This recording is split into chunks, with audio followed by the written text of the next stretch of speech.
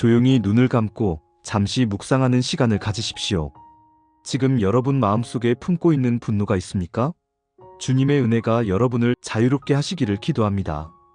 몇 년 전 저는 한 장례식에 참석하게 되었습니다. 돌아가신 분은 80세의 할머니였습니다. 조문객들이 많이 왔고 그 중에는 70대 후반으로 보이는 한 여성분이 계셨습니다. 그 여성분은 관 앞에 서서 한참을 말없이 서 있었습니다. 그리고 조용히 눈물을 흘렸습니다. 장례식이 끝난 후 유족들과 이야기를 나누던 중에 그 여성분에 대한 이야기를 듣게 되었습니다. 저분은 고인의 여동생이에요. 40년 만에 처음 만난 거예요. 40년이요? 네, 사실 두 분은 자매였지만 40년 동안 연락을 끊고 지내셨어요. 무슨 일이 있었나요? 유족 중 한 분이 조용히 말했습니다. 40년 전 두 분의 어머니가 돌아가셨어요. 그때 유산 문제로 다투셨대요. 별로 큰 금액도 아니었는데 서로 감정이 상해서 크게 싸우셨죠. 그날 언니분이 동생에게 말했대요. 네가 그렇게 나올 거면 이제 남남이야. 다시는 네 얼굴 보기 싫어. 동생분도 화가 나서 좋아. 나도 안 볼 거야 라고 했대요. 그리고 정말로 40년 동안 서로 연락하지 않고 지내신 거예요. 같은 동네에 살면서도 만나지 않았어요. 명절에도 가족 행사에도 서로 피했어요. 그런데 언니분이 돌아가셨다는 소식을 듣고 동생분이 처음으로 찾아오신 거예요. 저는 그 이야기를 듣고 마음이 아팠습니다. 40년입니다. 거의 반평생을 자매이면서도 남처럼 산 것입니다. 장례식장 밖에서 그 동생분을 우연히 만나게 되었습니다. 저는 조심스럽게 말을 걸었습니다. 힘드시죠? 위로의 말씀을 드립니다. 그분은 고개를 끄덕이며 말했습니다. 목사님, 저는 평생 후회하며 살 것 같아요. 무슨 말씀이신가요? 40년 전 그날 제가 화를 참았어야 했어요. 아니, 적어도 그날 밤이라도 언니에게 전화해서 미안해. 우리 화해하자라고 말했어야 했어요. 하지만 저는 자존심 때문에 화가 나서 그냥 그렇게 살았어요. 처음에는 언니가 먼저 연락하겠지 했어요. 그런데 언니도 연락하지 않았어요. 1년이 지나고 5년이 지나고 10년이 지났어요. 시간이 지날수록 연락하기가 더 어려워졌어요. 이렇게 오래 연락 안 하다가 갑자기 연락하면 뭐라고 하지? 하는 생각이 들었어요. 그렇게 40년이 흘렀어요. 그동안 몇 번이나 전화기를 들었는지 몰라요. 하지만 번호를 누르지 못했어요. 그분은 눈물을 흘리며 계속 말했습니다. 목사님 아세요? 40년 동안 저는 언니 생각을 안 한 날이 하루도 없어요. 명절 때마다 언니는 뭐하고 있을까 생각했어요. 언니 생일 때마다 축하한다고 말해야 하는데 생각했어요. 하지만 저는 못했어요. 40년 전 그날의 화가 아직도 저를 붙잡고 있었어요. 언니가 나한테 그렇게 말했잖아. 언니가 먼저 사과해야지 하는 생각이 저를 막았어요. 그런데 이제 언니가 떠났어요. 이제는 영원히 화해할 수 없어요. 영원히 미안해, 사랑해라고 말할 수 없어요. 그분은 제 손을 잡았습니다. 그리고 간곡하게 말했습니다. 목사님 부탁이에요. 사람들에게 말해주세요. 화를 하루라도 품고 자지 말라고. 오늘 화가 났으면 오늘 풀라고. 내일로 미루지 말라고. 저처럼 평생 후회하며 살지 말라고. 40년을 잃어버린 저 같은 바보가 되지 말라고. 그분은 더 이상 말을 잇지 못하고 울었습니다. 저는 그날 깊이 깨달았습니다. 화를 품고 사는 것이 얼마나 무서운 일인지, 해가 지도록 분을 품는 것이 어떤 결과를 가져오는지를 말입니다. 오늘 우리가 함께 나눌 말씀은 에베소서 4장 26절입니다. 분을 내어도 죄를 짓지 말며 해가 지도록 분을 품지 말라. 이 말씀은 짧지만 강력합니다. 우리의 삶을 깊이 파고드는 말씀입니다. 이 말씀은 화를 내지 말라가 아닙니다. 화를 다루라는 말씀입니다. 편안히 앉으셔서 마음을 열고 함께 들어주시기 바랍니다. 먼저 에베소서 4장 26절부터 27절까지 말씀을 함께 읽어보겠습니다. 분을 내어도 죄를 짓지 말며 해가 지도록 분을 품지 말고 마귀에게 틈을 주지 말라. 이 말씀을 보면서 우리는 먼저 한 가지 중요한 진리를 발견합니다. 분을 내어도 죄를 짓지 말며. 여기서 분을 내어도라는 표현에 주목하십시오. 이것은 분노가 있을 수 있다는 것을 인정하는 표현입니다. 성경은 분을 내지 말라고 말하지 않습니다. 분을 내어도라고 말합니다. 이것은 무엇을 의미합니까? 분노는 자연스러운 감정이라는 뜻입니다. 하나님께서는 우리에게 감정을 주셨습니다. 기쁨, 슬픔, 사랑, 그리고 분노도 포함해서 말입니다. 분노 자체는 죄가 아닙니다. 예수님도 분노하셨습니다. 마태복음 21장을 보면 예수님께서 성전에 들어가셔서 성전을 장사하는 집으로 만든 사람들을 보시고 화를 내셨습니다. 상들을 뒤엎으시고 의자들을 내던지셨습니다. 이것은 의로운 분노였습니다. 하나님의 집이 더럽혀지는 것을 보고 느끼는 정당한 분노였습니다. 마가복음 3장에서도 예수님께서 분노하신 장면이 나옵니다. 안식일에 손 마른 사람을 고치시려고 할 때 바리새인들이 예수님을 고발하려고 지켜보고 있었습니다. 마가복음 3장 5절은 이렇게 기록합니다. 그들의 마음이 완악함을 탄식하사 노하심으로 그들을 둘러보시고 예수님께서 노하셨습니다. 화를 내셨습니다. 그러므로 분노 자체는 죄가 아닙니다. 문제는 분노를 어떻게 다루느냐입니다. 에베소서 4장 26절은 말합니다. 분을 내어도 죄를 짓지 말며. 분노는 있을 수 있지만 그 분노가 죄로 이어지면 안 된다는 뜻입니다. 분노가 언제 죄가 됩니까? 분노가 우리를 지배할 때 죄가 됩니다.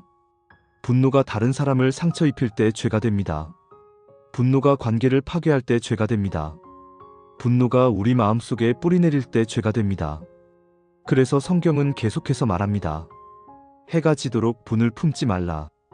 해가 지도록 분을 품지 말라. 이 표현이 매우 구체적입니다. 해가 지도록이라는 시간 제한을 두고 있습니다. 왜 하나님께서는 이렇게 구체적인 시간을 정하셨을까요? 분노는 자연스럽지만 오래 품으면 독이 되기 때문입니다. 분노는 처음에는 우리를 보호하는 역할을 합니다. 뭔가 잘못되었어. 나는 부당하게 대우받고 있어. 이것은 옳지 않아라고 알려줍니다. 분노는 처음에는 변호사가 되어 내가 왜 화났는지를 설명해 줍니다. 하지만 시간이 지나면서 분노는 변합니다. 분노가 오래 품어지면 그것은 형벌을 내리는 판사가 됩니다. 우리를 정죄하고 다른 사람을 정죄하고 관계를 파괴합니다. 분노가 오래 품어지면 그것은 독이 됩니다.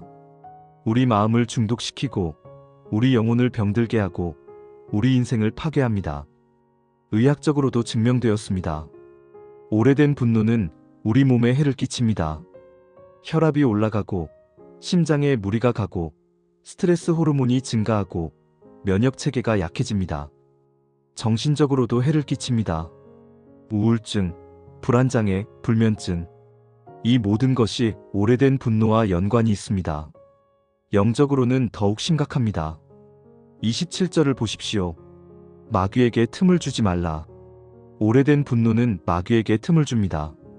마귀는 풀지 않은 분노를 통해 역사합니다. 의심을 심고 원망을 키우고 미움을 만듭니다. 처음에는 작은 화였는데 시간이 지나면서 원망이 되고 미움이 되고 복수심이 됩니다. 그래서 하나님께서는 말씀하십니다. 해가 지도록 분을 품지 말라. 하루를 넘기지 말라는 뜻입니다. 오늘 화가 났으면 오늘 풀라는 뜻입니다. 내일로 미루지 말라는 뜻입니다. 해가 지도록이라는 표현에는 또 다른 의미가 있습니다. 유대인들에게 하루는 해가 질 때 끝나고 새로운 날이 시작됩니다. 창세기 1장을 보면 저녁이 되고 아침이 되니라고 반복해서 나옵니다. 그러므로 해가 지도록 분을 품지 말라는 것은 하루를 분노로 끝내지 말라는 뜻입니다. 하루를 정리하십시오. 하루를 깨끗하게 마무리하십시오. 밤에 잠자리에 들기 전에 오늘 있었던 화를 정리하십시오. 왜냐하면 밤까지 분을 품으면 마음은 잠들지만 영혼은 깨어서 고통하기 때문입니다. 여러분은 경험해 보셨을 것입니다. 화가 난 채로 잠자리에 들면 잠을 이루기 어렵습니다. 잠이 들어도 꿈에서 그 사람이 나오고 그 상황이 반복됩니다. 아침에 일어나면 더 피곤합니다. 왜냐하면 영혼이 밤새도록 싸웠기 때문입니다. 하지만 화를 풀고 잠자리에 들면 평안합니다. 깊이 잠들고 아침에 상쾌하게 일어납니다. 이것이 해가 지도록 분을 품지 말라는 말씀의 의미입니다. 하나님께서는 우리의 관계를, 우리의 마음을, 우리의 영혼을 지키기 위해 하루 리셋 명령을 주신 것입니다. 그렇다면 분노를 품으면 구체적으로 어떤 일이 일어납니까? 첫째, 분노를 처리하지 않으면 관계가 망가집니다. 해가 지도록 품는 분노는 말투를 바꿉니다. 화가 난 사람의 말투는 날카로워집니다. 퉁명스러워집니다. 차가워집니다. 여보, 밥 먹어. 가 아니라 밥이나 먹어. 가 됩니다. 엄마, 나 갔다 올게요. 라고 하면 그래, 가. 가 아니라 알아서 해. 가 됩니다. 표정도 바꿉니다. 화가 난 사람은 웃지 않습니다. 눈을 마주치지 않습니다. 얼굴이 굳어 있습니다. 관계의 온도를 바꿉니다. 화가 난 사람과 함께 있으면 공기가 무겁습니다. 긴장됩니다. 불편합니다. 처음에는 작은 오해였는데 시간이 지나면서 큰 단절이 됩니다. 잠깐의 상처가 평생의 거리감이 됩니다. 도입부에서 말씀드린 두 자매처럼 40년 전의 작은 화가 평생의 단절을 만들 수 있습니다. 하나님은 우리가 관계를 깨뜨리는 사람이 아니라 지키는 사람이 되기를 원하십니다. 그래서 화를 다루는 시간을 늦추지 말라고 하십니다. 둘째, 분노를 품으면 우리 자신이 망가집니다. 어떤 사람들은 생각합니다. 내가 화를 품고 있으면 상대방이 고통받을 거야. 하지만 현실은 정반대입니다. 분노를 품으면 상대방이 아니라 내가 고통받습니다. 분노를 품고 있는 사람은 항상 불행합니다. 웃을 수 없습니다. 평안할 수 없습니다. 기쁠 수 없습니다. 분노가 우리 마음을 가득 채우면 다른 것들이 들어올 공간이 없습니다. 사랑도 기쁨도 평안도 들어올 수 없습니다. 잠언 14장 30절은 말합니다. 평온한 마음은 육신의 생명이나 시기는 뼈를 썩게 하느니라. 분노와 시기는 우리 자신을 썩게 만듭니다. 누군가 이렇게 말했습니다. 분노를 품는 것은 독약을 마시고 상대방이 죽기를 기다리는 것과 같다. 정말 그렇습니다. 분노는 상대방을 해치는 것이 아니라 나를 해칩니다.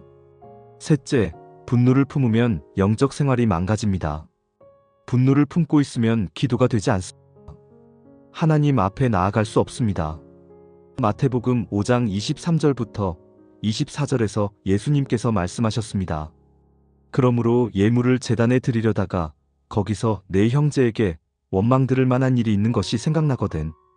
예물을 제단 앞에 두고 먼저 가서 내 형제와 화목하고 그 후에 와서 예물을 드리라. 형제와 화목하지 않으면 예배도 드릴 수 없다는 말씀입니다. 분노를 품고 있으면 찬양이 나오지 않습니다. 감사가 나오지 않습니다. 사랑이 나오지 않습니다. 분노가 우리와 하나님 사이를 가로막습니다. 그러므로 분노를 품지 마십시오. 해가 지기 전에 풀으십시오. 그렇다면 어떻게 분노를 다룰 수 있습니까? 첫째, 분노 대신 성령의 통제를 선택하십시오. 분노가 치밀어 오를 때 우리는 두 가지 선택을 할 수 있습니다. 감정이 나를 끌고 가게 두거나 성령께서 나를 이끄시도록 맡기거나. 갈라디아서 5장 16절은 말합니다. 내가 이르노니 너희는 성령을 따라 행하라. 그리하면 육체의 욕심을 이루지 아니하리라. 성령을 따라 행하는 것이 분노를 다루는 가장 좋은 방법입니다.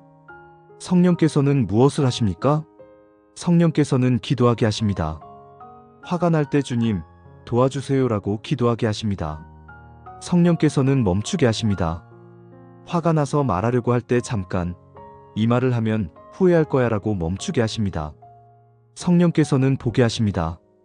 감정으로는 보지 못했던 상대의 연약함, 상황의 한계, 그리고 내 안의 죄도 보게 하십니다. 분노가 올라올 때 가장 성숙한 사람은 참는 사람이 아니라 성령께 맡기는 사람입니다. 참는 것은 억누르는 것입니다. 언젠가는 폭발합니다. 하지만 성령께 맡기는 것은 치유받는 것입니다. 변화되는 것입니다. 둘째, 해지기 전에 풀으십시오. 오늘 화가 났으면 오늘 풀으십시오. 내일로 미루지 마십시오. 어떻게 풉니까? 먼저 하나님께 기도하십시오. 하나님, 저 지금 화가 났습니다. 이 화를 주님께 드립니다. 제가 이 화를 다스릴 수 없습니다. 주님께서 다스려 주세요. 둘째, 상대방에게 말하십시오. 화가 난 이유를 차분하게 설명하십시오. 소리 지르지 말고, 비난하지 말고, 차분하게 말하십시오. 당신이 이렇게 말했을 때 나는 상처받았어요. 당신이 이렇게 행동했을 때 나는 무시당한다고 느꼈어요. 이렇게 말하십시오. 셋째, 용서를 선택하십시오. 용서는 감정이 아니라 의지의 결정입니다. 나는 용서하기로 선택한다. 감정이 따라오지 않아도 상관없습니다. 선택이 먼저이고 감정은 나중에 따라옵니다. 넷째, 필요하면 먼저 사과하십시오. 누가 잘못했는지는 중요하지 않습니다. 관계가 더 중요합니다. 내가 잘못했어. 미안해. 이 말 한마디가 관계를 살릴 수 있습니다. 셋째, 용서는 감정이 아니라 의지의 결정입니다. 많은 사람들이 착각합니다. 용서하는 마음이 들 때까지 기다려야지. 하지만 용서하는 마음은 저절로 생기지 않습니다. 용서는 선택입니다. 결정입니다. 나는 용서하기로 선택한다. 감정이 따라오지 않아도 상관없습니다. 하나님께서는 우리가 용서하려는 의지를 보시고 성령께서 그 감정을 치유해 가십니다. 내가 풀지 못한 것을 하나님께서 풀어주시며 내가 치유하지 못한 부분을 하나님께서 치유하십니다. 마태복음 18장에 나오는 비유를 기억하십니까? 왕에게 1만 달란트 빚진 종이 있었습니다. 갚을 수 없는 엄청난 빚이었습니다. 하지만 왕은 그를 불쌍히 여겨 빚을 탕감해 주었습니다. 그런데 그 종이 나가서 자기에게 100데나리온 빚진 동료를 만났습니다. 1만 달란트에 비하면 아주 작은 금액입니다. 하지만 그 종은 동료의 목을 잡고 빚을 갚으라고 했습니다. 왕이 이 소식을 듣고 그 종을 불러 말했습니다. 악한 종아, 네가 빌기에 내가 내 빚을 전부 탕감해 주었거늘 내가 너를 불쌍히 여김과 같이 너도 내 동료를 불쌍히 여김이 마땅하지 아니하냐? 우리도 마찬가지입니다. 하나님께서 우리를 용서하셨습니다. 우리의 모든 죄를, 우리의 모든 잘못을 용서하셨습니다. 그렇다면 우리도 다른 사람을 용서해야 하지 않겠습니까? 용서는 선택사항이 아닙니다. 용서는 필수입니다. 첫 번째 예화를 나누고 싶습니다. 제가 아는 한 부부의 이야기입니다. 이 부부를 박 집사님 부부라고 부르겠습니다. 박 집사님 부부는 결혼한 지 15년이 되었습니다. 겉으로 보기에는 행복한 부부였습니다. 교회도 열심히 다니고 아이들도 둘 있고 경제적으로도 안정되어 있었습니다. 하지만 부부 사이에는 보이지 않는 벽이 있었습니다. 10년 전 박 집사님이 사업 문제로 큰 결정을 내려야 할 때가 있었습니다. 사업을 확장할 것인가 아니면 현상 유지할 것인가? 박 집사님은 확장하고 싶었습니다. 하지만 아내는 반대했습니다. 위험해요. 지금도 충분히 좋은데 왜 모험을 해요? 박 집사님은 화가 났습니다. 아내가 나를 믿지 못하는 거야. 내 능력을 무시하는 거야. 결국 박 집사님은 아내의 반대에도 불구하고 사업을 확장했습니다. 처음 1년은 괜찮았습니다. 하지만 2년째부터 문제가 생기기 시작했습니다. 경제 상황이 안 좋아지면서 사업이 어려워졌습니다. 결국 사업은 실패했고 큰 손실을 입었습니다. 빚도 지게 되었습니다. 아내는 말하지 않았지만 표정에서 내가 그럴 줄 알았어라는 마음이 보였습니다. 박 집사님은 더욱 화가 났습니다. 아내가 나를 무시하는구나. 봐라, 내 말을 안 들어서 이렇게 되었지 하고 생각하는구나. 하지만 박 집사님은 아무 말도 하지 않았습니다. 그냥 속으로 사겼습니다. 아내도 화가 났습니다. 내 말을 들었으면 이런 일이 없었을 텐데. 남편이 너무 고집스러워. 하지만 아내도 말하지 않았습니다. 지금 말하면 남편에게 상처가 될 거야. 그래서 참았습니다. 두 사람은 각자 마음속에 화를 품었습니다. 시간이 지나면서 그 화는 관계를 바꿨습니다. 대화가 줄어들었습니다. 필요한 말만 했습니다. 밥 먹어. 알았어. 잘 자. 스킨십도 사라졌습니다. 손을 잡지 않았습니다. 포옹하지 않았습니다. 웃음도 사라졌습니다. 함께 있어도 즐겁지 않았습니다. 부부는 같은 집에 살았지만 마음은 멀리 떨어져 있었습니다. 5년이 지났습니다. 어느 날 박 집사님이 교회에서 에베소서 4장 26절 말씀으로 설교를 들었습니다. 분을 내어도 죄를 짓지 말며 해가 지도록 분을 품지 말라. 설교를 들으면서 박 집사님은 깨달았습니다. 아, 나는 5년 동안 분을 품고 살았구나. 해가 지도록이 아니라 5년 동안 분을 품었구나. 집에 돌아와서 박 집사님은 아내에게 말했습니다. 여보, 우리 얘기 좀 할 수 있을까? 무슨 얘기? 우리 10년 전 그 일 때문에 아직도 서로 화가 나 있는 것 같아.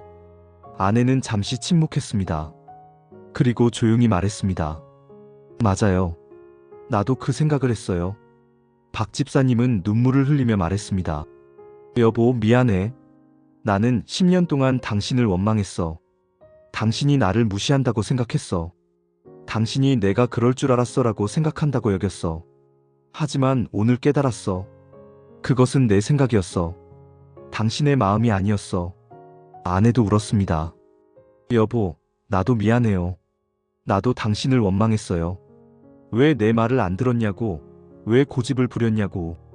하지만 당신이 얼마나 힘들었을지 생각하지 못했어요.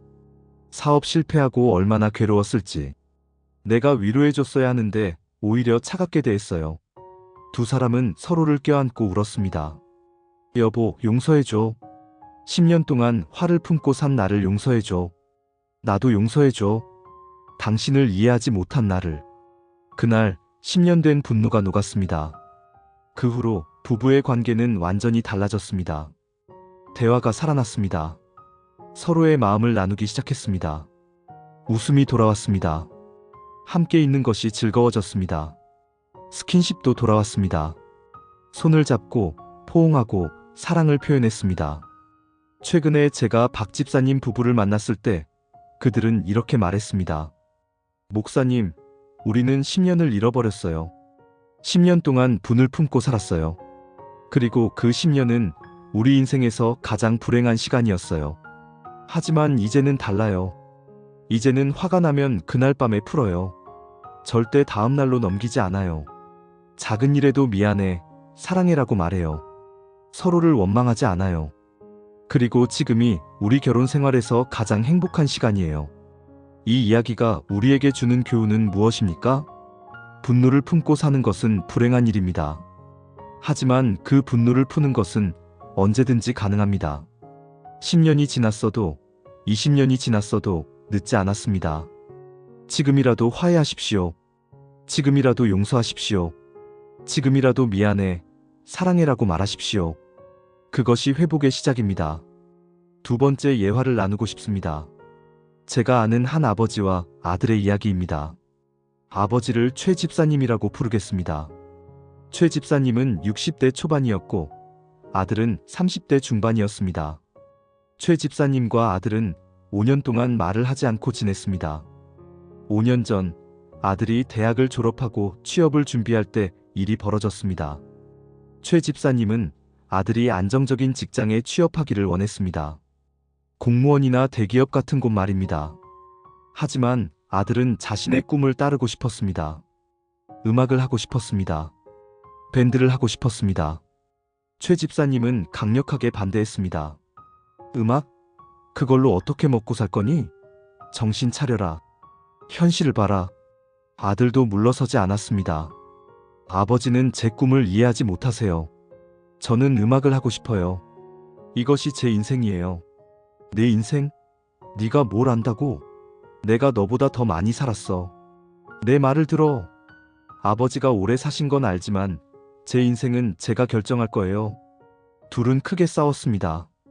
소리를 지르고 문을 쾅 닫고 서로에게 상처가 되는 말을 했습니다. 마지막에 아들이 말했습니다. 아버지는 저를 이해하지 못하세요. 저를 사랑하는 게 아니라 아버지 뜻대로 살기를 원하는 거예요. 최 집사님도 화가 나서 말했습니다. 그래, 내 뜻대로 못 살겠으면 나가. 네 마음대로 살아봐. 실패해도 나한테 오지 마. 아들은 집을 나갔습니다. 그리고 5년 동안 연락하지 않았습니다. 최 집사님도 연락하지 않았습니다. 자존심 때문이었습니다. 내가 왜 먼저 연락해? 저 녀석이 잘못했는데. 하지만 마음속으로는 아들이 너무 보고 싶었습니다. 매일 밤 아들을 생각했습니다. 아들이 잘 먹고 있는지, 잘 지내는지 궁금했습니다. 명절 때마다 빈자리가 아팠습니다. 아들 생일 때마다 눈물이 났습니다. 아내가 말했습니다. 여보, 아들한테 연락해봐요. 먼저 손 내밀어요. 안 돼. 저 녀석이 먼저 사과해야지. 내가 왜? 하지만 시간이 지날수록 최 집사님은 괴로웠습니다. 교회에서 설교를 들어도 마음에 들어오지 않았습니다. 기도를 해도 아들 생각만 났습니다. 어느 날 교회에서 에베소서 4장 26절 말씀으로 특별 강의가 있었습니다. 분을 내어도 죄를 짓지 말며 해가 지도록 분을 품지 말라. 강사는 말했습니다. 여러분, 누구와 화해하지 못하고 있습니까? 몇 년 동안 분을 품고 살고 있습니까? 하나님께서는 해가 지도록, 즉 하루도 분을 품지 말라고 하셨습니다. 그런데 여러분은 며칠, 몇 달, 몇 년을 분을 품고 살고 계십니까? 오늘이 바로 그날입니다. 오늘 화해하십시오. 오늘 용서하십시오. 내일로 미루지 마십시오. 최 집사님은 그 말씀을 들으며 울었습니다. 나는 5년 동안 분을 품고 살았구나. 하루도 아니고 5년을. 강의가 끝난 후 최 집사님은 즉시 아들에게 전화했습니다. 전화벨이 울렸습니다. 한 번, 두 번, 세 번. 아들이 받지 않았습니다. 최 집사님은 문자를 보냈습니다. 아들아, 아빠야. 미안하다. 아빠가 잘못했어. 네 꿈을 이해하지 못했어. 네 마음을 몰라줬어. 용서해줘. 한 번만 만나자. 제발. 몇 시간 후 아들에게서 답장이 왔습니다. 아빠, 저도 미안해요. 제가 너무 고집을 부렸어요. 아빠를 상처 입혔어요. 저도 만나고 싶어요. 다음 날 최 집사님은 아들을 만났습니다. 5년 만에 보는 아들은 많이 성장해 있었습니다. 수염도 났고 얼굴도 성숙해 보였습니다. 두 사람은 한참을 말없이 서로를 바라봤습니다. 그리고 동시에 눈물을 흘렸습니다. 최 집사님이 먼저 말했습니다. 아들아, 미안하다. 아빠가 너를 이해하지 못했어. 네 꿈을 무시했어. 아빠가 생각하는 성공만 강요했어. 아들도 울면서 말했습니다. 아빠, 저도 미안해요. 저도 아빠를 존중하지 못했어요. 아빠가 저를 사랑해서 그런 말씀을 하신 건데 저는 이해하지 못했어요. 그리고 아빠, 사실은 아빠 말씀이 맞았어요. 음악으로 살기가 정말 힘들었어요. 몇 번이나 포기하고 싶었어요. 최 집사님은 아들을 꼭 껴안았습니다. 아들아, 아빠는 네가 행복하면 돼. 음악을 하든 다른 일을 하든 네가 원하는 걸 해. 아빠는 항상 네 편이야. 하지만 아빠, 그리고 아들아, 이 5년 동안 아빠는 너무 힘들었어. 매일 밤 너를 생각했어. 너를 보고 싶었어. 이제는 다시는 떨어지지 말자. 네, 아빠. 저도 아빠가 너무 보고 싶었어요. 그날 이후 최 집사님과 아들은 다시 가까워졌습니다. 주말마다 만나서 식사하고 전화로 안부를 묻고 서로를 격려했습니다. 아들은 결국 음악을 계속하기로 했습니다. 하지만 이번에는 아버지의 축복을 받으며 했습니다. 최 집사님은 아들의 공연에 가서 제일 앞자리에 앉아 박수를 쳐줬습니다. 최근에 제가 최 집사님을 만났을 때 그가 말했습니다. 목사님, 저는 5년을 잃어버렸어요. 자존심 때문에, 화 때문에 5년 동안 아들을 못 봤어요. 하지만 이제는 달라요. 이제는 아들과 무슨 일이 있어도 그날 풀어요. 절대 다음 날로 넘기지 않아요. 그리고 목사님, 제가 깨달은 게 있어요. 용서는 상대방을 위한 게 아니라 나를 위한 거예요. 제가 아들을 용서했을 때 제 마음이 가벼워졌어요. 5년 동안 짊어지고 있던 짐을 내려놓은 것 같았어요.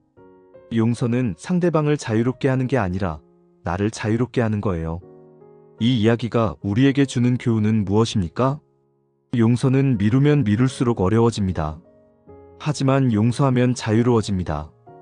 용서는 상대방을 위한 것 같지만 실제로는 나를 위한 것입니다. 용서할 때 내가 자유로워집니다. 내가 평안해집니다. 내가 행복해집니다. 그러므로 미루지 마십시오. 오늘 용서하십시오. 오늘 화해하십시오. 모세는 성경에서 가장 위대한 지도자 중 한 명입니다. 하나님께서 직접 선택하신 사람이었고, 이스라엘을 애굽에서 구원해낸 사람이었고, 하나님과 얼굴을 맞대고 이야기한 사람이었습니다. 모세는 온유한 사람이었습니다. 민수기 12장 3절은 이렇게 기록합니다. 이 사람 모세는 온유함이 지면의 모든 사람보다 더하더라. 온유하다는 것은 감정이 없다는 뜻이 아닙니다. 감정을 조절할 수 있다는 뜻입니다. 모세는 분노를 느꼈지만 그것을 잘 다스렸습니다. 하지만 딱 한 번 모세가 분노를 제대로 다스리지 못한 순간이 있었습니다. 그리고 그 한 번의 실수가 그의 평생 소원을 빼앗아갔습니다. 민수기 20장의 이야기입니다. 이스라엘 백성이 광야를 지나가는데 물이 없었습니다. 목이 말랐습니다. 그래서 백성들은 모세에게 불평하기 시작했습니다. 우리에게 물을 주시오. 왜 우리를 애굽에서 인도해내어 이 악한 곳으로 인도하였소? 이곳은 곡식과 무화과와 포도와 석류가 없는 곳이며 마실 물도 없도다. 이것이 처음이 아니었습니다. 40년 동안 백성들은 계속 불평했습니다. 물이 없다. 고기가 먹고 싶다. 애굽이 더 좋았다. 왜 우리를 광야에서 죽게 하느냐? 모세는 40년 동안 이런 불평을 들으며 참았습니다. 하나님께 기도하고 백성을 위로하고 인내했습니다. 하지만 이번에는 뭔가가 달랐습니다. 민수기 20장 2절부터 5절까지를 보면 백성들의 불평이 나옵니다. 그리고 6절을 보면 모세와 아론이 회중 앞을 떠나 회막문에 엎드렸다고 합니다. 그들은 하나님께 기도했습니다. 하나님 도와주세요. 백성들이 또 불평합니다. 하나님께서 응답하셨습니다. 7절부터 8절을 보십시오. 여호와께서 모세에게 말씀하여 이르시되 지팡이를 가지고 내 형 아론과 함께 회중을 모으고 그들의 목전에서 너희는 반석에게 명령하여 물을 내라 하라. 내가 그 반석이 물을 내게 하여 회중과 그들의 짐승에게 마시게 할지니라. 하나님의 명령은 분명했습니다. 반석에게 명령하여 물을 내라 하라. 말로 명령하라는 것이었습니다. 모세는 지팡이를 가지고 백성을 모았습니다. 10절을 보십시오. 모세와 아론이 회중을 그 반석 앞에 모으고 모세가 그들에게 이르되 반역한 너희여 들으라. 우리가 너희를 위하여 이 반석에서 물을 내랴. 여기서 우리는 모세의 분노를 느낄 수 있습니다. 반역한 너희여 들으라. 이것은 화난 사람의 말투입니다. 모세는 지금 화가 나 있었습니다. 40년 동안 쌓인 분노가 있었습니다. 40년 동안 참고 참았던 것이 이 순간 폭발하려고 하고 있었습니다. 우리가 너희를 위하여 이 반석에서 물을 내랴? 이 말에도 분노가 담겨 있습니다. 우리가 물을 내랴는 마치 모세와 아론이 물을 낼 수 있는 것처럼 말하는 것입니다. 하지만 물을 내는 것은 하나님이지 모세가 아닙니다. 그리고 11절을 보십시오. 모세가 그의 손을 들어 그의 지팡이로 반석을 2번 치니 물이 많이 솟아나오므로 회중과 그들의 짐승이 마시니라. 모세는 반석에게 명령하지 않았습니다. 대신 반석을 쳤습니다. 그것도 2번이나 쳤습니다. 왜 그랬을까요? 분노 때문이었습니다. 화가 나면 우리는 폭력적이 됩니다. 부드럽게 말로 할 수 있는 것도 강하게 행동으로 하게 됩니다. 모세는 지금 너무 화가 나서 반석을 때렸습니다. 한 번도 아니고 2번이나 때렸습니다. 물은 나왔습니다. 하나님의 은혜로 백성들은 물을 마실 수 있었습니다. 하지만 하나님께서는 기뻐하지 않으셨습니다. 12절을 보십시오.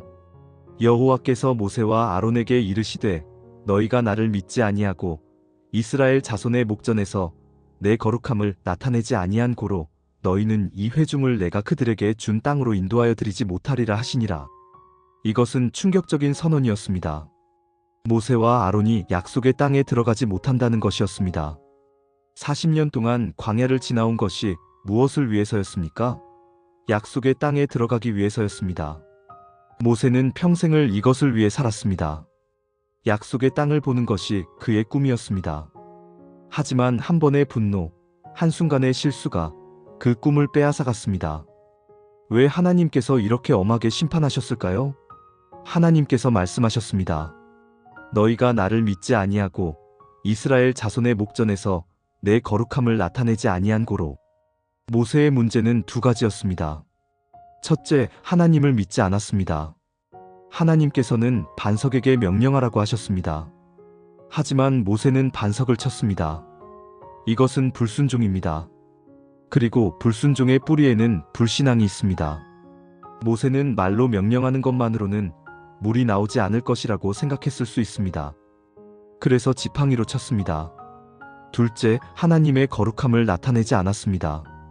반역한 너희여 들으라. 우리가 너희를 위하여 이 반석에서 물을 내랴. 이 말은 마치 모세와 아론이 물을 낼 수 있는 것처럼 들립니다. 하지만 물을 내는 것은 하나님이십니다. 모세는 단지 도구일 뿐입니다.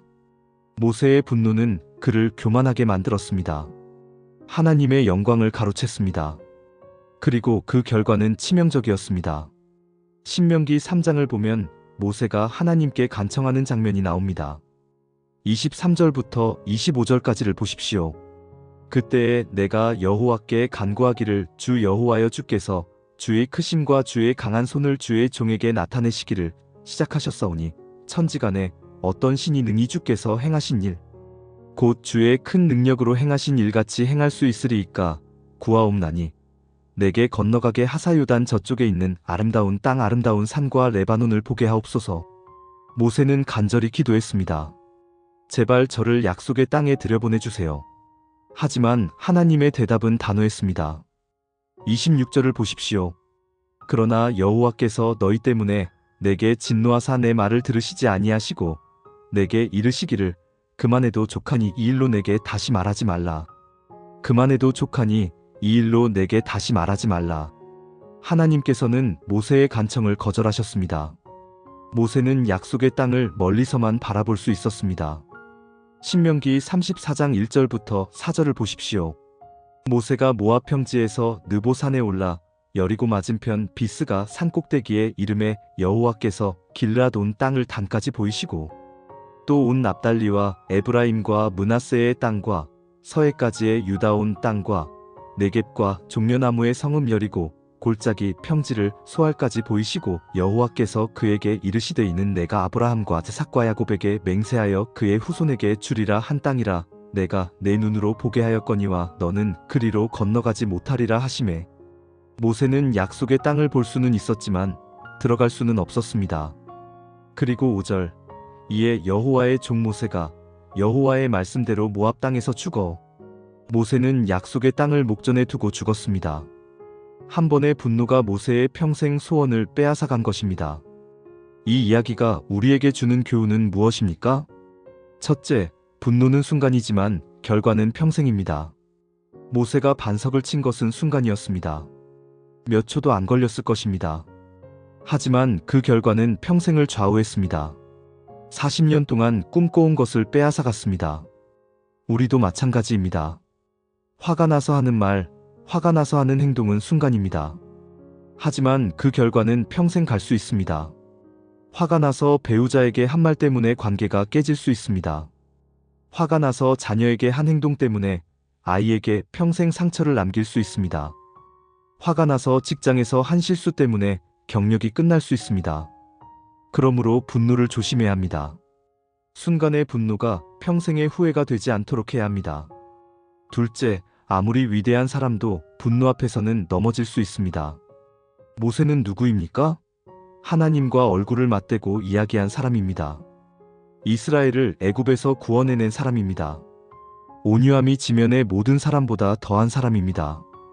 그런 모세도 분노 앞에서 넘어졌습니다. 우리는 어떻습니까? 우리가 모세보다 더 강합니까? 아닙니다.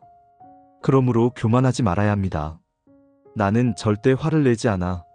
나는 감정 조절을 잘해라고 자신하지 말아야 합니다. 고린도전서 10장 12절이 경고합니다. 그런즉 선줄로 생각하는 자는 넘어질까 조심하라. 우리는 모두 분노 앞에서 약한 사람들입니다. 그러므로 항상 조심해야 합니다. 셋째, 오래 참은 것도 한 번의 실수로 무너질 수 있습니다. 모세는 40년 동안 참았습니다. 백성들의 불평을 듣고 또 불평을 들었습니다. 하지만 참았습니다. 그런데 딱 한 번 참지 못했습니다. 그리고 그 한 번이 모든 것을 무너뜨렸습니다. 잠언 16장 32절은 말합니다. 노하기를 더디하는 자는 용사보다 낫고 자기의 마음을 다스리는 자는 성을 빼앗는 자보다 나으니라. 자기 마음을 다스리는 것이 성을 빼앗는 것보다 어렵습니다. 우리는 평생 자기 마음을 다스리는 훈련을 해야 합니다. 한번 잘했다고 해서 끝이 아닙니다. 계속 지속적으로 훈련해야 합니다. 넷째, 분노는 우리를 교만하게 만듭니다. 모세가 우리가 너희를 위하여 이 반석에서 물을 내랴라고 말했을 때 그것은 교만이었습니다. 물을 내는 것은 하나님이신데 모세는 마치 자기가 물을 낼 수 있는 것처럼 말했습니다. 분노는 우리를 교만하게 만듭니다. 분노할 때 우리는 자신이 옳다고 생각합니다. 상대방이 틀렸다고 생각합니다. 우리가 판사가 된 것처럼 행동합니다. 하지만 진짜 판사는 하나님이십니다. 우리는 모두 죄인입니다. 그러므로 분노할 때 우리는 더욱 겸손해야 합니다. 다섯째, 하나님께서는 분노를 심각하게 보십니다. 모세의 죄가 무엇입니까? 반석을 친 것입니다. 살인한 것도 아니고 간음한 것도 아니고 우상을 섬긴 것도 아닙니다. 그냥 반석을 친 것입니다. 그런데 그 결과는 어땠습니까? 약속의 땅에 들어가지 못하는 것이었습니다. 이것은 매우 무거운 형벌입니다. 왜 하나님께서 이렇게 엄하게 심판하셨습니까? 분노를 심각하게 보시기 때문입니다. 마태복음 5장 21절부터 22절에서 예수님께서 말씀하셨습니다. 옛사람에게 말한 바 살인하지 말라. 누구든지 살인하면 심판을 받게 되리라 하였다는 것을 너희가 들었으나 나는 너희에게 이르노니 형제에게 노하는 자마다 심판을 받게 되고 형제에게 노하는 것이 살인과 같은 선상에 있다는 것입니다. 야고보서 1장 20절도 말합니다. 사람이 성내는 것이 하나님의 일을 이루지 못함이라. 하나님께서는 분노를 가볍게 보지 않으십니다. 우리도 가볍게 봐서는 안 됩니다. 또 다른 성경 인물을 살펴보겠습니다. 바로 요나입니다. 요나는 선지자였습니다. 하나님께서 그를 부르셔서 니느웨로 가서 하나님의 말씀을 전하라고 하셨습니다. 하지만 요나는 니느웨에 가기 싫었습니다. 왜냐하면 니느웨는 이스라엘의 원수였기 때문입니다. 니느웨는 아수르의 수도였습니다. 아수르는 잔인한 나라였습니다. 이스라엘 사람들을 괴롭히고 죽이고 포로로 잡아갔습니다. 요나는 니느웨 사람들을 미워했습니다. 분노했습니다. 저 악한 사람들이 하나님의 심판을 받아야 해. 그들이 멸망해야 해. 그래서 요나는 도망갔습니다. 니느웨 반대 방향인 다시스로 가는 배를 탔습니다. 하지만 하나님께서 큰 폭풍을 일으키셨고 요나는 바다에 던져졌고 큰 물고기 뱃속에서 3일을 보냈습니다. 그리고 결국 니느웨로 갔습니다. 요나가 니느웨에 가서 외쳤습니다. 40일이 지나면 니느웨가 무너지리라. 그런데 놀라운 일이 일어났습니다. 니느웨 사람들이 회개한 것입니다. 요나서 3장 5절부터 10절까지를 보면 니느웨 사람들이 하나님을 믿고 금식을 선포하고 굵은 베옷을 입었다고 합니다. 왕까지도 보좌에서 내려와 굵은 베옷을 입고 제 위에 앉았습니다. 그리고 하나님께서는 그들의 회개를 보시고 재앙을 내리지 않으셨습니다. 이것은 놀라운 부흥이었습니다. 한 도시 전체가 회개한 것입니다. 요나는 기뻐해야 했습니다. 선지자로서 이보다 더 큰 성공이 어디 있겠습니까? 하지만 요나의 반응은 정반대였습니다. 요나서 4장 1절을 보십시오. 요나가 매우 못마땅하게 여기고 성내며 요나가 화를 냈습니다. 매우 화를 냈습니다. 왜 화를 냈습니까? 2절을 보십시오. 여호와께 기도하여 이르되 여호와여 내가 고국에 있을 때에 이러하겠다고 말씀하지 아니하였나이까. 그러므로 내가 빨리 다시스로 도망하였사오니 주께서는 은혜로우시며 자비로우시며 노하기를 더디하시며 이내가 크시사 뜻을 돌이켜 재앙을 내리지 아니하시는 하나님이신 줄을 내가 알았음이니이다. 요나는 하나님께서 니느웨를 용서하실 것을 알고 있었습니다. 그래서 니느웨에 가기 싫었던 것입니다. 요나는 니느웨 사람들이 회개하고 구원받는 것을 원하지 않았습니다. 그들이 멸망하기를 원했습니다. 3절을 보십시오. 여호와여 원하건대 이제 내 생명을 거두어 가소서. 사는 것보다 죽는 것이 내게 나음이니이다. 요나는 죽고 싶다고 말합니다. 니느웨 사람들이 구원받느니 차라리 자기가 죽겠다는 것입니다. 이것이 분노가 하는 일입니다. 분노는 우리를 비이성적으로 만듭니다. 요나는 지금 자기가 무슨 말을 하는지도 모를 정도로 화가 나 있었습니다. 하나님께서 물으셨습니다. 4절, 네가 성내는 것이 옳으냐? 하지만 요나는 대답하지 않았습니다. 대신 성 밖으로 나가서 초막을 찢고 앉아서 성읍이 어떻게 되는지 지켜봤습니다. 혹시 하나님께서 마음을 바꾸셔서 니느웨를 심판하실까 하는 희망을 가지고 있었습니다. 하나님께서는 박넝쿨을 준비하사 요나 위에 가리게 하셨습니다. 요나는 박넝쿨로 인해 기뻐했습니다. 하지만 다음 날 하나님께서 벌레를 준비하사 박넝쿨을 갉아먹게 하셨습니다. 그리고 뜨거운 동풍을 불게 하셨습니다. 해가 요나의 머리에 쬐매 요나가 혼곤하여 스스로 죽기를 원했습니다.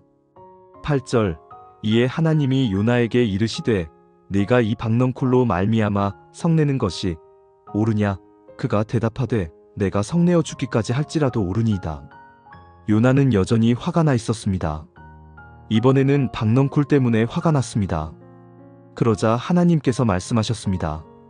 10절부터 11절, 여호와께서 이르시되 네가 수고도 아니하였고 길러내지도 아니하였고 하룻밤에 났다가 하룻밤에 말라버린 이 박넝쿨을 아꼈거든 하물며 이 큰 성읍 니느웨에는 좌우를 분간하지 못하는 자가 12만여 명이요 가축도 많이 있나니 내가 어찌 아끼지 아니하겠느냐 하시니라.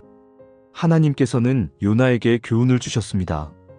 네가 박넝쿨 하나가 말라 죽은 것 때문에 화를 내는데 나는 12만 명이 넘는 사람들을 어떻게 멸망시키겠느냐? 하나님의 마음은 니느웨 사람들을 사랑하는 것이었습니다. 그들이 회개하고 돌아오기를 원하셨습니다. 하지만 요나의 마음은 분노로 가득 차 있었습니다. 니느웨 사람들이 멸망하기를 원했습니다. 그리고 이 분노가 요나의 사명을 가로막았습니다. 요나는 하나님의 은혜를 기뻐해야 했습니다. 한 도시가 구원받은 것을 축하해야 했습니다. 하지만 분노가 그것을 막았습니다. 이 이야기가 우리에게 주는 교훈은 무엇입니까? 첫째, 분노는 하나님의 마음을 보지 못하게 합니다. 하나님의 마음은 사랑이었습니다. 니느웨 사람들을 사랑하셨습니다. 하지만 요나는 그것을 보지 못했습니다. 분노가 그의 눈을 가렸기 때문입니다. 우리도 마찬가지입니다. 분노하면 하나님의 마음을 볼 수 없습니다. 누군가를 미워할 때 우리는 하나님께서도 그 사람을 미워하신다고 생각합니다. 하지만 하나님은 그 사람도 사랑하십니다. 그 사람도 하나님의 형상대로 지음받은 존재입니다. 분노가 우리의 눈을 가리지 않도록 해야 합니다. 둘째, 분노는 사명을 가로막습니다. 요나의 사명은 무엇이었습니까? 니느웨에 하나님의 말씀을 전하는 것이었습니다. 요나는 그 사명을 감당했습니다. 니느웨에 가서 외쳤습니다. 하지만 마음으로는 그 사명을 원하지 않았습니다. 분노 때문이었습니다. 우리도 마찬가지입니다. 분노가 있으면 사명을 제대로 감당할 수 없습니다. 누군가를 미워하면서 그 사람에게 복음을 전할 수 있습니까? 없습니다. 누군가에게 화가 나 있으면서 그 사람을 섬길 수 있습니까? 없습니다. 사명을 감당하려면 먼저 분노를 내려놓아야 합니다. 셋째, 분노는 우리를 비이성적으로 만듭니다. 요나는 죽고 싶다고 말했습니다. 2번이나 말했습니다. 이것이 이성적인 말입니까? 아닙니다. 12만 명이 넘는 사람들이 구원받았는데 그것 때문에 죽고 싶다는 것이 말이 됩니까? 박넝쿨 하나가 말랐다고 죽고 싶다는 것이 말이 됩니까? 하지만 이것이 분노가 하는 일입니다. 분노는 우리를 비이성적으로 만듭니다. 화가 나면 우리는 하지 말아야 할 말을 합니다. 하지 말아야 할 행동을 합니다. 나중에 후회하지만 이미 늦습니다. 그러므로 화가 날 때는 즉시 행동하지 말아야 합니다. 잠시 멈추고 기도하고 마음을 진정시켜야 합니다. 넷째, 하나님께서는 우리의 분노를 다루십니다. 하나님께서는 요나를 포기하지 않으셨습니다. 요나가 화를 내도 죽고 싶다고 해도 하나님께서는 계속 요나에게 말씀하셨습니다. 네가 성내는 것이 옳으냐? 하나님께서는 박넝쿨을 통해 요나에게 교훈을 주셨습니다. 하나님께서는 우리의 분노도 다루십니다. 포기하지 않으십니다. 우리가 화를 내도 하나님을 원망해도 하나님께서는 계속 우리에게 말씀하십니다. 그러므로 우리는 하나님의 음성에 귀를 기울여야 합니다. 네가 성내는 것이 옳으냐? 이 질문에 정직하게 대답해야 합니다. 다섯째, 분노는 우리의 축복을 빼앗습니다. 요나는 12만 명이 넘는 사람들이 구원받는 것을 목격했습니다. 이것은 엄청난 축복입니다. 선지자로서 이보다 더 큰 성공이 어디 있겠습니까? 하지만 요나는 그것을 기뻐하지 못했습니다. 분노가 그의 기쁨을 빼앗아갔습니다. 우리도 마찬가지입니다. 분노가 있으면 축복을 누리지 못합니다. 좋은 일이 생겨도 기뻐할 수 없습니다. 마음이 분노로 가득 차 있기 때문입니다. 그러므로 분노를 내려놓아야 합니다. 그래야 하나님께서 주시는 축복을 온전히 누릴 수 있습니다. 모세와 요나의 이야기를 통해 우리는 배웠습니다. 분노는 순간이지만 결과는 평생입니다. 분노는 사명을 가로막고 축복을 빼앗고 하나님의 마음을 보지 못하게 합니다. 아무리 위대한 사람도 분노 앞에서는 넘어질 수 있습니다. 그러므로 우리는 분노를 조심해야 합니다. 에베소서 4장 26절의 말씀을 다시 한번 기억하십시오. 분을 내어도 죄를 짓지 말며 해가 지도록 분을 품지 말라. 분노를 느끼는 것은 자연스럽습니다. 하지만 그 분노를 품고 사는 것은 위험합니다. 오늘 화가 났으면 오늘 풀으십시오. 내일로 미루지 마십시오. 모세처럼 평생의 꿈을 잃어버리지 마십시오. 요나처럼 하나님의 축복을 놓치지 마십시오. 오늘, 지금 분노를 내려놓으십시오. 그것이 지혜로운 삶입니다. 그것이 하나님께서 원하시는 삶입니다. 이제 우리가 배운 내용을 어떻게 실제 삶에 적용할 수 있는지 살펴보겠습니다. 첫째, 분노를 인정하십시오. 분노를 느끼는 것은 죄가 아닙니다. 분노를 부인하지 마십시오. 나는 화나지 않았어라고 거짓말하지 마십시오. 화가 났으면 나는 지금 화가 났어라고 인정하십시오. 분노를 인정하는 것이 분노를 다루는 첫걸음입니다. 둘째, 분노의 원인을 파악하십시오. 왜 화가 났습니까? 무엇이 나를 화나게 했습니까? 상대방의 말입니까? 행동입니까? 태도입니까? 아니면 내 안에 있던 상처가 건드려진 것입니까? 원인을 파악하면 분노를 더 잘 다룰 수 있습니다. 셋째, 즉시 기도하십시오. 화가 날 때 즉시 기도하십시오. 주님, 저 지금 화가 났습니다. 이 화를 주님께 드립니다. 제가 이 화를 다스릴 수 없습니다. 주님께서 저를 도와주세요. 기도는 우리의 시선을 상대방에게서 하나님께로 돌립니다. 기도는 우리의 마음을 진정시킵니다. 넷째, 성령께 순복하십시오. 화가 날 때 행동하기 전에 잠시 멈추십시오. 성령님, 제가 지금 무엇을 말해야 합니까? 무엇을 해야 합니까? 성령께서 인도하시는 대로 따르십시오. 다섯째, 침착하게 대화하십시오. 화가 난 상태에서 말하지 마십시오. 소리 지르지 마십시오. 먼저 마음을 진정시키십시오. 그리고 침착하게 대화하십시오. 당신이 이렇게 말했을 때 나는 상처받았어요. 당신이 이렇게 행동했을 때 나는 무시당한다고 느꼈어요. 상대방을 비난하지 말고 내 느낌을 표현하십시오. 여섯째, 해가 지기 전에 풀으십시오. 오늘 화가 났으면 오늘 풀으십시오. 잠자리에 들기 전에 화를 풀으십시오. 필요하면 먼저 사과하십시오. 내가 잘못했어. 미안해. 필요하면 용서를 구하십시오. 나를 용서해줘. 절대 화를 품고 자지 마십시오. 일곱째, 용서를 선택하십시오. 용서하는 마음이 들 때까지 기다리지 마십시오. 용서는 선택입니다. 나는 용서하기로 선택한다. 감정은 나중에 따라올 것입니다. 여덟째, 분노 일기를 쓰십시오. 화가 날 때 일기를 쓰십시오. 오늘 나는 왜 화가 났는가? 내가 어떻게 반응했는가? 다음에는 어떻게 하면 더 잘 대처할 수 있을까? 일기를 쓰면 패턴을 발견할 수 있습니다. 그리고 더 잘 대처할 수 있게 됩니다. 아홉째, 책임을 지십시오. 화가 나서 잘못된 말이나 행동을 했다면 책임을 지십시오. 내가 잘못했어. 미안해. 다시는 그러지 않을게. 책임을 지는 것이 성숙한 사람의 모습입니다. 열째, 필요하면 도움을 구하십시오.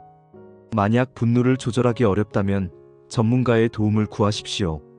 목사님, 상담가, 심리치료사. 도움을 구하는 것은 부끄러운 일이 아닙니다. 오히려 지혜로운 선택입니다. 11째, 분노 조절 훈련을 하십시오. 화가 날 때 즉시 반응하지 말고 10까지 세십시오. 심호흡을 하십시오. 깊게 숨을 들이마시고 천천히 내쉬십시오. 잠시 그 자리를 떠나십시오. 잠깐 혼자 있을 시간이 필요해요. 이런 훈련을 반복하면 분노를 더 잘 조절할 수 있게 됩니다. 12째, 감사를 실천하십시오. 화가 날 때 감사할 것을 찾으십시오. 이 상황에서도 감사할 것이 있을까? 감사는 분노를 녹입니다. 감사는 우리의 시선을 바꿉니다. 13째, 예방이 치료보다 낫습니다. 분노가 생기기 전에 예방하십시오. 어떻게 예방합니까? 매일 기도하고 말씀을 읽으십시오. 관계를 잘 유지하십시오. 작은 오해도 즉시 풀으십시오. 스트레스를 관리하십시오. 충분히 쉬고 운동하고 건강한 생활을 하십시오. 14째, 장기적인 분노를 풀으십시오. 혹시 오래된 분노가 있습니까? 몇 년 전의 상처가 아직도 아픕니까? 지금이라도 풀으십시오. 늦지 않았습니다. 그 사람에게 연락하십시오. 만나십시오. 대화하십시오. 만약 만날 수 없다면 편지를 쓰십시오. 전화하십시오.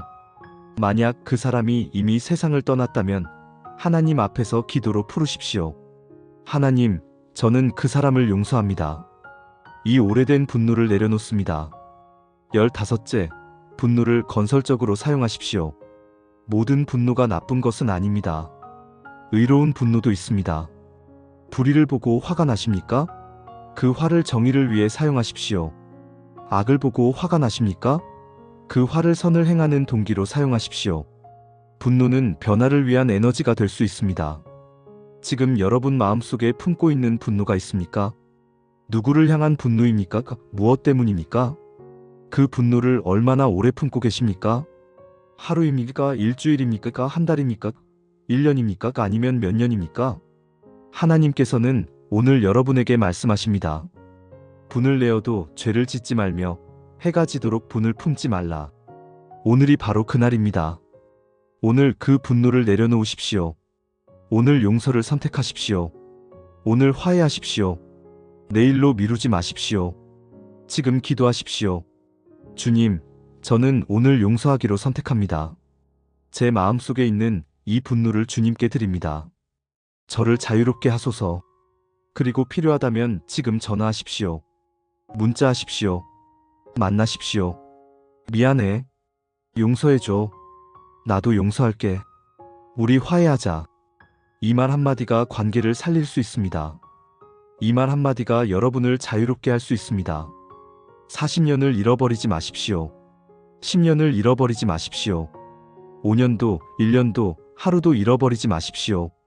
오늘 화해하십시오. 오늘 용서하십시오.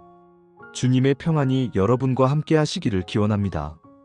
주님의 은혜가 여러분을 자유롭게 하시기를 기원합니다. 그리고 여러분이 분노를 품지 않고 해가 지기 전에 푸는 지혜로운 사람이 되시기를 기원합니다. 마무리 기도를 하겠습니다. 사랑하는 하나님 아버지, 오늘 이 시간 에베소서 4장 26절 말씀을 통해 분노를 어떻게 다뤄야 하는지 가르쳐 주시니 감사합니다. 분노 자체는 죄가 아니지만 분노를 품는 것이 죄가 된다는 것을, 해가 지도록 분을 품지 말라는 것을 깨닫게 하시니 감사합니다. 주님, 우리는 고백합니다. 우리는 때때로 분노를 품고 살았습니다. 하루가 아니라 며칠, 몇 달, 몇 년을 분노를 품고 살았습니다. 그 분노가 우리의 관계를 망가뜨렸습니다. 말투를 바꾸고, 표정을 바꾸고, 관계의 온도를 바꾸었습니다. 그 분노가 우리 자신을 망가뜨렸습니다. 불행하게 만들고, 평안을 빼앗고, 기쁨을 사라지게 했습니다. 그 분노가 우리의 영적 생활을 망가뜨렸습니다. 기도를 막고, 찬양을 막고, 주님과의 친밀함을 막았습니다. 주님, 용서해 주십시오. 분노를 품고 산 우리를, 화를 다루지 못한 우리를, 관계를 파괴한 우리를 용서해 주십시오. 특별히 지금 분노 때문에 고통받는 모든 분들을 위해 기도합니다. 누군가를 향한 분노 때문에 힘든 분들을 위해 기도합니다. 그들이 그 분노를 주님께 가져가게 하시고 주님께서 그들을 자유롭게 하소서. 과거의 상처 때문에 여전히 분노하는 분들을 위해 기도합니다. 그들이 용서를 선택하게 하시고 주님께서 그 상처를 치유해 주소서. 가족과의 관계가 분노 때문에 깨진 분들을 위해 기도합니다. 그들이 용기를 내어 먼저 손을 내밀게 하시고 관계가 회복되게 하소서. 오래된 분노를 품고 있는 분들을 위해 기도합니다. 비록 몇 년이 지났어도, 심지어 수십 년이 지났어도 지금이라도 풀 수 있다는 것을 깨닫게 하소서. 주님, 우리가 깨닫게 하소서. 분노는 자연스럽지만 오래 품으면 독이 된다는 것을, 분노를 처리하지 않으면 관계가 망가진다는 것을, 분노 대신 성령의 통제를 선택해야 한다는 것을, 해지기 전에 풀어야 할 영적 이유가 있다는 것을, 용서는 감정이 아니라 의지의 결정이라는 것을 깨닫게 하소서.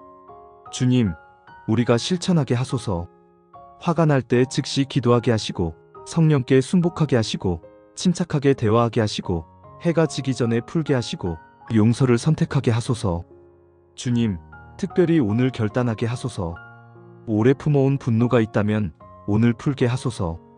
화해하지 못한 관계가 있다면 오늘 화해하게 하소서. 용서하지 못한 사람이 있다면 오늘 용서하게 하소서. 주님, 도입부의 그 동생분처럼 40년을 잃어버리는 사람이 없게 하소서. 오늘 화가 났으면 오늘 풀게 하시고, 오늘 상처받았으면 오늘 치유받게 하시고, 오늘 관계가 깨졌으면 오늘 회복하게 하소서. 주님, 우리 모두가 에베소서 4장 26절 말씀을 삶으로 실천하게 하소서. 분을 내어도 죄를 짓지 말며 해가 지도록 분을 품지 말라. 이 말씀을 마음에 새기고 이 말씀대로 살게 하소서.